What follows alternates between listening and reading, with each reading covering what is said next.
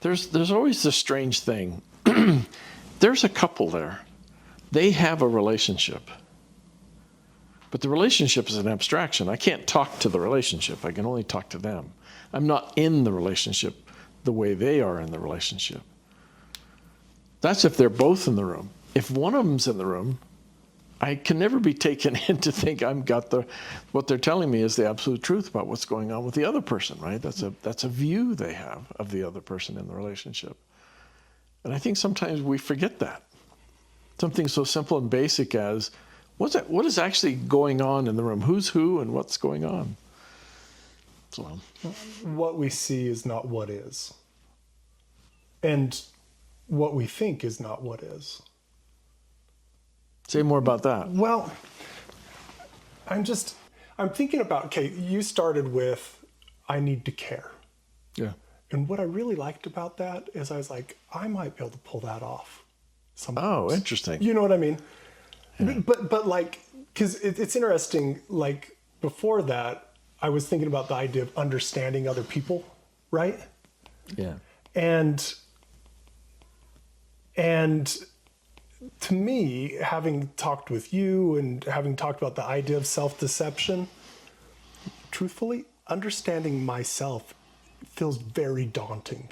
Mm-hmm. Like I really get cautious about thinking that I can trust my own thoughts and my own beliefs. And I've really had to put a lot of effort into thinking like, when can I and when can't I?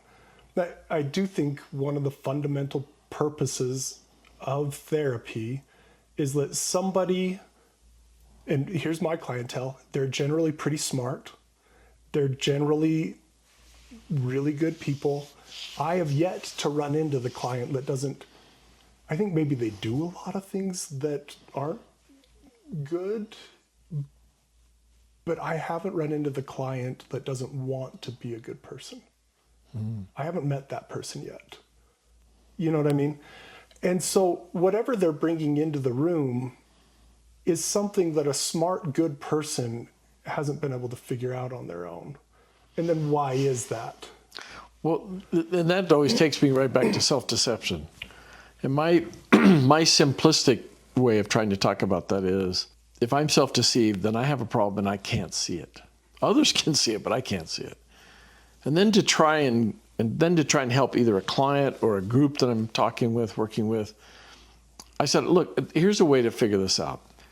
I want you to think of someone, either at work or in your extended family, someone who really is a problem. They really are a problem. And raise your hand when you got someone in mind.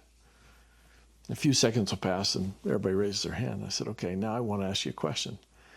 Did that person think they were the problem? And everybody answers no. So who did they think was a problem? Well, everybody else.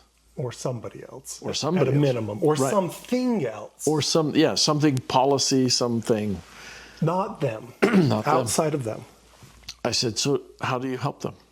You have to help them consider that they're the problem. You just want to point that out to them? Right. By the way, I want to point out to you, you're a problem. Number one, that's so confrontive and blunt. It's sort of on the face value. It seems absurd. And yet on occasion, I've done that and they've gone, thanks. I know there's something wrong about how I'm thinking, but I've never been able to figure it out. Can you help me figure this out? And we're going, right? And for everyone that's worked for, there'd be 100 that would be a bad idea to do it that way. 999. I've actually kept count. Yeah. 1 in 1,000, you can just be like, you're the problem. Yeah, you're the problem. So it's not just being direct. It's not this behavior. No. There's something deeper than, something else happened when you said you're the problem. They were able to hear it. Something was going on. Other things we talked about across the weeks, somehow maybe some trust develops, maybe they're willing to consider possibilities in a way.